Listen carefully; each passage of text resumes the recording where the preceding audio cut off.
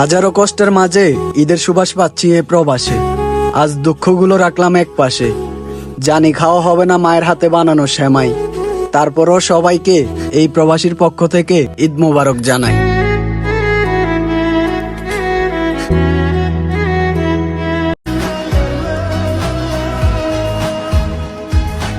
এই প্রবাস জীবন থেকে কষ্ট করে অর্থ উপার্জন করে দেশে পাঠাচ্ছেন, আপনার পরিবার সেটা খেয়ে পড়ে বেঁচে থাকছে, এটা অবশ্যই আপনার ইবাদত। যতক্ষণ পর্যন্ত তুমি বাস্তবতার সম্মুখীন না হবে, ততক্ষণ পর্যন্ত এই পৃথিবীর আসল চেহারা দেখতে পাবে না।